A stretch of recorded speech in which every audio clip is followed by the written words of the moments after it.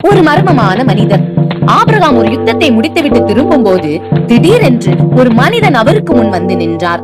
ஆதியாகமம் 14:18 ஒரு விசித்திரமான அறிமுகம் இருக்கிறது. உன்னதமான தேவனுடைய ஆசாரியனாயிருந்த சாலேமின் ராஜாவாகிய மெல்கிசேதேக்கு அப்பமும் திராட்சரசமும் கொண்டு வந்தான். இவர் யார்? எங்கே இருந்து வந்தார்?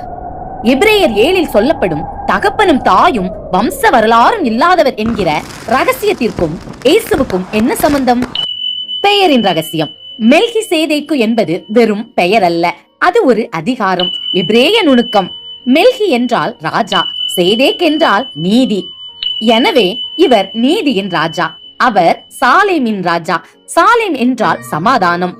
பழைய ஏற்பாட்டு காலத்தில் ஒருவன் ராஜாவாகவும் அதே நேரத்தில் ஆசாரியனாகவும் இருக்க முடியாது.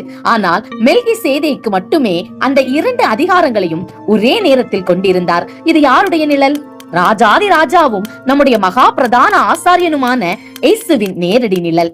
ஆபிரகாமுக்கு மெல்கிசேதேக்கு எதை கொடுத்தார் என்று கவனித்தீர்களா? அப்பமும் திராட்சரசமும். ஆச்சரியமான ஒற்றுமை. இயேசு தன் மரணத்திற்கு முந்தைய இரவில் தன் சீடர்களுக்கு எதை கொடுத்தார்? அதே அப்பத்தையும் திராட்சரசத்தையும் தான்.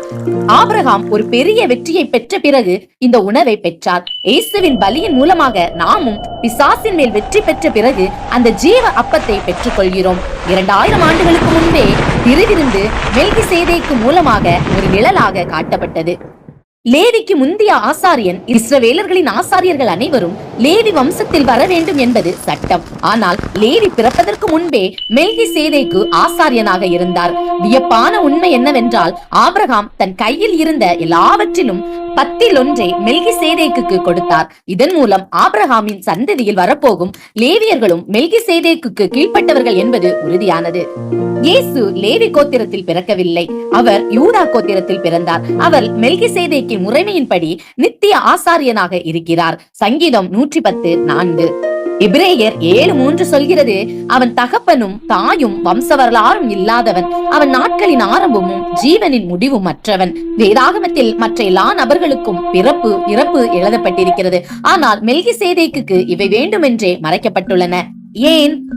அவர் தேவகுமாரனாகிய இயேசுவுக்கு ஒப்பானவராய் ஒரு முடிவில்லாத ஆசாரியத்துவத்தை கொண்டிருக்கிறார் என்பதை காட்டவே தேவன் அப்படி செய்தார். அவர் ஒரு நித்திய ஆசாரியன். ஆபிரகாம் களைத்து போயிருந்த போது மெல்கிசேதேக்கு அவருக்கு புத்துணர்ச்சி அளித்தார். இன்று உங்கள் போராட்டங்களில் நீங்கள் களைத்து போயிருக்கிறீர்களா?